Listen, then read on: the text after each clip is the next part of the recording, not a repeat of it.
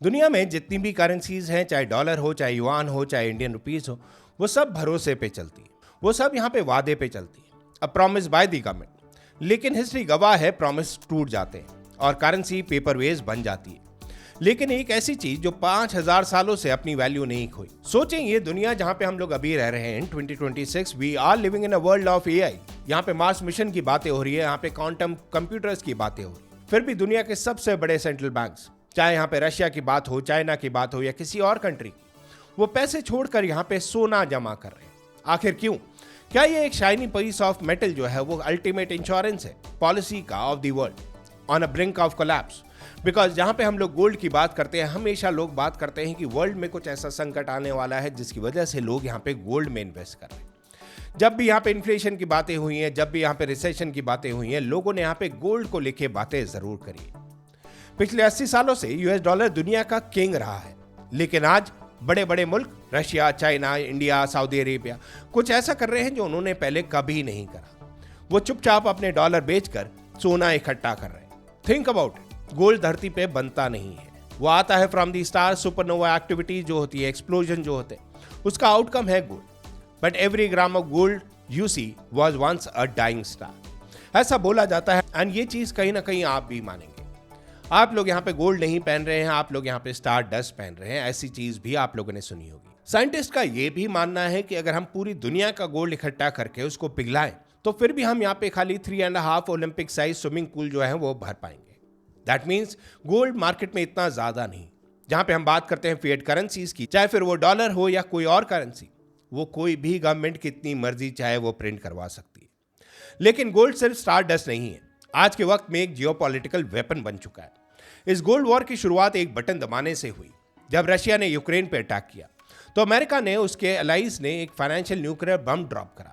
उन्होंने रशिया को Swift system से बाहर निकाल दिया और उनके $300 बिलियन के रिजर्व को फ्रीज कर दिया। इमेजिन करिए, आपका बैंक बैलेंस देख रहा है पर आप उसे यूज नहीं कर सकते। क्या करेंगे आप उस वक्त? क्योंकि बैंक ने लॉक कर दिया आपके पैसों को। इस इवेंट ने पूरी दुनिया के होश उड़ा दिए। हर कंट्री जो है वो सोचने लगी, आज जो रशिया के साथ हुआ है कल हमारे साथ होगा तो हम क्या करेंगे। और पूरी दुनिया को एक मैसेज भी यहाँ पे गया, अगर आपका पैसा डिजिटल है तो दूसरे के बैंक में, तो वो कभी भी छीन लिया जाएगा। ये है वेपनाइजेशन ऑफ डॉलर। एंड इस चीज को यूएस जो है वो बहुत सदियों से यूज करता है। आप लोगों ने हमेशा सुना होगा, जब भी कहीं पे वॉर होती है, कोई क्राइसिस की सिचुएशन होती है, यूएस सीधा जाके बोल देता है कि आपके ऊपर सैंक्शंस लगी है। ईरान जो कंट्री आज यहाँ पे फाइट कर रही है विथ यूएस, उसके ऊपर कई सालों से यहाँ पे सैंक्शंस लगी है। बट सैंक्शन लगना का मतलब ये नहीं कि वो ट्रेड नहीं कर सकते। वो ट्रेड जरूर कर सकते हैं, बट वो ट्रेड जो है वो डॉलर में नहीं करेंगे। एंड इस चीज का फायदा जो है वो यूएस बहुत टाइम से उठाता है। But on the other hand, gold का कोई डिलीट बटन नहीं होता है, इसलिए सैंक्शन ने दुनिया को गोल्ड की तरफ धकेल दिया। एंड इसे कहा जाता है द फाइनेंशियल सोवरेनिटी। इसलिए दुनिया भर के सेंट्रल बैंक, चाहे वो चाइना हो या रशिया, पिछले कुछ सालों से गोल्ड पैनिक बाइंग मोड में खरीद रहे हैं। सिंपल, ये एक एरा है वेपनाइज्ड फाइनेंस का। यूएस डॉलर पर भरोसा कम हो रहा है लोगों का। जब सैंक्शन लगते हैं तो आपका डिजिटल पैसा फ्रीज हो सकता है, पर आपकी तिजोरी में अगर सोना रखा हो तो कोई उसे टच नहीं कर सकता विदाउट योर परमिशन। एंड इसी रीजन की वजह से सैंक्शन जो है वो सबसे बड़ी मार्केट है for gold right now. And इसी रीजन की वजह से गोल्ड का प्राइस इतने सालों से बढ़ता हुआ चल रहा है। Is the only financial asset that is in somebody's else's liability. ये चीज अगर आपके समझ में आ गई तो आपको पता चलेगा जो डॉलर का डोमिनेंस है, जो यूज करा जाता है इन दी ट्रेड अक्रॉस द ग्लोब, क्यों आप लोग उसका एक ऑल्टरनेटिव मेथड ढूंढ रहे हैं। जो पॉलिटिकल को, वो एक साइलेंट प्लेयर है जो बैकग्राउंड में रहकर करेंसीज की किस्मत डिसाइड करता है। फिजिकल गोल्ड को कोई फ्रीज नहीं कर सकता, कोई स्विच ऑफ नहीं कर सकता। It is the ultimate financial sovereignty. जब जियोपॉलिटिक्स में डर बढ़ता है तो गोल्ड की चमक तेज हो जाती है। एग्जैक्टली यही चीज हमने आपको अभी समझाई। बट ये चीज ट्रू जरूर है across the globe. Previous history अगर आप लोग देखेंगे तो आपको ये चीज जरूर नजर आएगी। अब एक बहुत बड़ा सीक्रेट मूवमेंट चल रहा है, जिसे कहते हैं गोल्ड रिपार्टिएशन। हिस्टोरिकल रीजन की वजह से बहुत सारे देशों का सोना न्यूयॉर्क के फेडरल रिजर्व या बैंक ऑफ इंग्लैंड में रखा हुआ है। आज के टाइम में जहां पे डॉलर पे ट्रस्ट खत्म हो रहा है, देश अपना सोना वापस मंगवा रहे हैं। जर्मनी ने मंगवाया, पोलैंड ने मंगवाया, और हाल फिलहाल में रिजर्व बैंक ऑफ इंडिया ने 100 मेट्रिक टन ऑफ सोना जो है वो यूके से निकाल कर अपने वॉल्स में यहाँ पे शिफ्ट किया। क्यों? क्योंकि अगर कोई भी यहाँ पे ग्लोबल ब्लैकआउट होता है, तो ये सैंक्शंस अगर लगते हैं तो आपका सोना आपके हाथों में। ग्लोबल पावर्स अब ट्रस्ट पर नहीं, वो फिजिकल स्टोरेज पर यकीन रखती हैं एंड ये करना ज़रूरी भी है। जो चीज़ यहाँ पे रशिया के साथ हुई वो सब लोगों ने देखा एंड इसी की वजह से लोग बोल रहे हैं the game has change from the dollar to the gold. But इसी के साथ एक बहुत बड़ा सा ट्विस्ट भी है। काफ़ी रिटेल जो है वो यहाँ पे इन्वेस्ट करते हैं पेपर गोल्ड पे, बट इसका एक क्यूरियोसिटी फैक्टर भी है। एनालिस्ट ये मानते हैं कि अगर सब लोग अपना पेपर गोल्ड को यहाँ पे लिक्विडेट करने लगे, वो फिजिकल गोल्ड में यहाँ पे अगर मानने लगे, तो इतना फिजिकल गोल्ड एग्जिस्ट ही नहीं करता। दुनिया में एक तरफ पेपर गोल्ड है और दूसरी तरफ चाइना का मास्टर प्लान। इस वॉर का सबसे बड़ा प्लेयर चाइना बन सकता है। ऑफिशियल फिगर कहते हैं कि चाइना के पास बहुत गोल्ड है, लेकिन एक्सपर्ट मानते हैं कि यह असली नंबर डबल हो सकता है फ्रॉम दी नंबर जो अभी यहाँ पे दिखाए जा रहे हैं। अगर ब्रिक्स नेशन ने अपना ट्रेड गोल्ड में शुरू कर दिया तो डॉलर की डिमांड गिर जाएगी, जो कि ब्रिक्स नेशन अब यहाँ पे डिस्कशन भी करने लगे कि डॉलर का एक ऑल्टरनेटिव मेथड भी होना चाहिए to do the trades. Demand गिरेगी तो डॉलर की वैल्यू गिरेगी और इस मास्टर प्लान को कहेंगे the end of US era. अगर ऐसा हुआ तो डॉलर की डोमिनेंस खत्म हो सकती है। हम एक मल्टीपोलर वर्ल्ड में आगे बढ़ रहे हैं, जिसके बारे में हमने प्रीवियसली भी बात करी। बट गोल्ड असली जज और जूरी होगा, जहां पे गोल्ड को हर कंट्री यहां पे इकट्ठा कर रही है। अगर हर कोई अर्थ में डिसाइड करता है to take physical delivery of their gold at the same time, यहाँ पे पूरा का पूरा सिस्टम जो है वो कोलैप्स भी हो सकता है। ये सब जानने के बाद लगता है कि बैंक्स आर ट्रेडिंग प्रॉमिसेस। वो और कुछ नहीं, यहाँ पे खाली एक प्रॉमिस, एक गारंटी जो है वो और लोगों को दे रहे। बट इसी के साथ अमेरिका जो है वो चुप नहीं बैठने वाला। अमेरिका यहाँ पे बिल्कुल नहीं बैठेगा चुप, बिकॉज हम लोग यहाँ पे हमेशा से जानते हैं अमेरिका कुछ ना कुछ यहाँ पे चीज़ें करता रहता है। अमेरिका अपने इंटरेस्ट रेट को हाई कर रहा है ताकि डॉलर को और मजबूत बना सके। अमेरिका हर बार यही करता है, जब भी इन्फ्लेशन यहाँ पे इंक्रीज होता है उनके इंटरेस्ट रेट यहाँ पे इंक्रीज होते हैं। नॉट ओनली अमेरिका, कोई भी कंट्री ये करेगा। अपनी करेंसी को फॉल करने से पहले वो यहाँ पे इंटरेस्ट रेट इंक्रीज करते हैं। बट यहाँ पे अगर इंटरेस्ट रेट ज़्यादा इंक्रीज करेंगे तो वहाँ पे इन्फ्लेशन का भी खतरा है। एंड यहाँ पे एक क्यूरियोसिटी एंगल और है। यूएस के पास दुनिया का सबसे बड़ा गोल्ड रिजर्व है। ऑलमोस्ट 8,000 प्लस टन सोना उनके पास पड़ा है। लेकिन कुछ लोग कहेंगे कि फोर्ट नॉक्स जो कि यूएस गोल्ड वॉल्ट है वो खाली है। वहां पिछले कई सालों से कोई भी पब्लिक ऑडिट हुआ ही नहीं।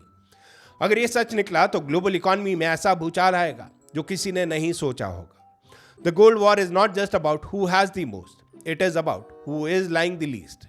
एंड ये चीज आप लोगों को डेफिनेटली पता होनी चाहिए। बट इसी के साथ 1971 में कुछ ऐसा हुआ जिसने complete US dollar and gold को जैसा देखा करती थी दुनिया, वो बदल दिया। यहाँ पे इसको कहते हैं निक्सन शॉक। एंड वो कहानी थोड़ी यहाँ पे फिल्मी जरूर है, बट आप लोगों ने पूरा सुनना पड़ेगा। यूएस के प्रेसिडेंट जब यहाँ पे बने रिचर्ड निक्सन, उन्होंने कुछ ऐसे फैसले लिए जिसने पूरा इकोनॉमिक सिस्टम जो है वो हिला कर रख दिया। चलो इसका एक क्विक ब्रेक डाउन करते। हुआ क्या था? निक्सन ने अचानक टीवी में आके अनाउंसमेंट करी और 3 बड़े काम यहाँ पे किए। यहाँ पे पहले क्या होता था, वो हर देश जिसके पास यहाँ पे डॉलर पड़े हैं वो डॉलर देके यहाँ पे गोल्ड ले सकता था। बट निक्सन ने बोला अब और गोल्ड नहीं मिलेगा। यहाँ पे कन्वर्टिबिलिटी जो है वो खत्म कर दी निक्सन ने। यहाँ पे प्राइस एंड वेज फ्रीज जो है वो भी हमें देखने को मिला। 90 दिनों के लिए यहाँ पे सैलरीज और चीजों के दाम फ्रीज कर दिए ताकि इन्फ्लेशन ना बढ़ सके। इंपोर्ट टैक्स भी यहाँ पे लगाए, बाहर से आने वाले सामान पर 10% एक्स्ट्रा टैक्स जो है वो लगा दी। ऐसा क्यों किया? खाली तिजोरी। यूएस ने वियतनाम वॉर और अपने सोशल प्रोग्राम्स के चक्कर में इतने डॉलर्स प्रिंट करे कि दुनिया के पास उतना गोल्ड बचा ही नहीं था। वहां पे डर का माहौल भी था। फ्रांस और ब्रिटेन जैसे देशों का शक होने लगा। उन्होंने अपने यूएस डॉलर को वापस देकर सोना मंगवाना शुरू कर दिया। एंड ये चीज आज के टाइम में भी हम लोग देख रहे हैं। बट इसी के साथ आता है ट्रिफिन डायलेमा। एक ऐसा टेक्निकल लोचा था। दुनिया को हर ट्रेड करने वाले के लिए डॉलर चाहिए थे, बट जितने ज्यादा डॉलर यूएस मार्केट में फेंकेंगे, डॉलर की वैल्यू गोल्ड के सामने उतनी ही गिरती रहती थी। इसका रिजल्ट क्या निकला? फिएट करेंसी का जन्म हुआ। अब डॉलर सिर्फ एक कागज का टुकड़ा बन गया था, जिसकी बैकिंग में यहाँ पे गोल्ड नहीं था, बट एक भरोसा था। फेथ एंड क्रेडिट पर चल रहा था। फ्लोटिंग रेट्स यहाँ पे देखने को मिले 1973 में। 1973 तक फिक्स एक्सचेंज रेट्स खत्म हो गए। अब करेंसीज का रेट मार्केट की सप्लाई और डिमांड डिसाइड कर रही थी। जैसे आज डॉलर रुपए का रेट ऊपर नीचे होता रहता है, यहाँ पे स्टैगफ्लेशन भी देखा। शुरू में तो निक्सन हीरो बन गए, बट बाद में 1970s में भयंकर महंगाई और स्लो ग्रोथ रेट यहाँ पे आई, जिसे इकोनॉमिस्ट स्टैगफ्लेशन कहते हैं। आज की लाइफ पे असर यहाँ पे देखने को मिलता है इन सब चीजों का। अनलिमिटेड प्रिंटिंग यहाँ पे देखने को मिलती है। अब सेंट्रल बैंक जो है उनके पास यहाँ पे गोल्ड एंकर नहीं है, पर जब चाहे वो यहाँ पे क्वांटिटेटिव ईजिंग के नाम पर जितना मर्जी चाहे वो पैसा जो है वो प्रिंट कर सकते हैं। अमीर और अमीर बन रहा है। बहुत सारे लोग कहते हैं कि इस सिस्टम ने उनका फायदा हुआ, जिनके पास एसेट, स्टॉक, रियल स्टेट है, बट बेचारे कॉमन मैन की वैल्यू यहाँ पे महंगाई की वजह से और कम हो गई। एंड ये चीज सारी हुई प्रीवियसली हिस्टोरिकली। सो बेसिकली 1971 के उस दिन निक्सन ने दुनिया का मनी गेम हमेशा के लिए बदल दिया। बट अब बात करते हैं फ्यूचर की। क्या गोल्ड हमेशा यहाँ पे किंग रहेगा? गोल्ड के दो बड़े दुश्मन हैं। पहला बिटकॉइन, जिसे लोग डिजिटल गोल्ड कहते हैं। बिटकॉइन को ट्रांसपोर्ट करना आसान है, वेरीफाई करना आसान है और इसे माइन करने के लिए धरती को खोदने की जरूरत नहीं पड़ती। क्या जन जी यहाँ पे गोल्ड छोड़कर बिटकॉइन पे भरोसा करेंगे? वेल, दूसरा सबसे बड़ा एंगल यहाँ पे है स्पेस का। नासा का साइक मिशन यहाँ पे एक ऐसा एस्टेरॉइड पर जा रहा है जिसे इतना सोना और मेटल है कि अगर हम इस धरती पर लें तो वो हर इंसान बिलियनर बन जाएगा। लेकिन इकोनॉमिक्स का रूल है, if everyone is a billionaire then no one is. अगर गोल्ड इतना कॉमन हो गया तो क्या इसकी वैल्यू मिट्टी के बराबर हो जाएगी? या फिर हम स्पेस माइनिंग को कंट्रोल करके यहाँ पे प्राइस जो है वो कंट्रोल कर पाएंगे? लेकिन यहाँ पे एक फर्क जरूर है, गोल्ड आपके स्मार्टफोन और सैटेलाइट्स का दिल है, because it's an incredible conductor. Technology gold के बिना सर्वाइव नहीं कर सकती। बिटकॉइन कोड है, गोल्ड यहाँ पे रियलिटी है। So is it the hedge against inflation और is it the fuel for our digital future? आप लोगों को क्या लगता है? नीचे कमेंट में जरूर बताइएगा। तो इस हिडन वॉर का आप पर क्या असर पड़ेगा? जब बड़े देश गोल्ड खरीदते हैं तो प्राइसेस ऊपर जाते हैं, जो अभी हमें यहाँ पे रिसेंटली देखने को मिला। लास्ट 24 महीनों में काफी कंट्रीज जो हैं वो गोल्ड एक्यूमुलेट कर रही हैं। इन्फ्लेशन बढ़ता है, आपकी मेहनत की कमाई, परचेजिंग पावर कम हो जाती है। Gold is the only asset that has survived the fall of Roman Empire. यहाँ पे ब्रिटिश एम्पायर की अगर हम लोग बात करें, and it might survive the current world order too. ये सिर्फ एक इन्वेस्टमेंट नहीं है, ये एक सर्वाइवर टूल है। एंड इसी रीजन की वजह से जो बड़ी कंट्रीज है वो यहाँ पे गोल्ड को एक्यूमुलेट कर रही है। At the end of the day gold सिर्फ एक इन्वेस्टमेंट नहीं है, it is a bet against human stupidity. जब तक वॉर्स होंगी, जब तक इन्फ्लेशन रहेगा, गोल्ड की चमक कम नहीं होगी। काफी लोग ये बोलते हैं, आज के टाइम में ये एग्जैक्टली होता हुआ हमारी आंखों के सामने नजर आ रहा है। आपको क्या लगता है, इज गोल्ड द पास्ट और द अल्टीमेट फ्यूचर? क्या आप अपने सेविंग को डॉलर, गोल्ड या बिटकॉइन में रखना पसंद करेंगे? अपनी राय कमेंट में जरूर बताएं। और अगर आपको जियोपॉलिटिक्स और फाइनेंस के वाइड कनेक्शन समझना पसंद है तो share this video. This is wide world signing off. Stay curious, stay wide.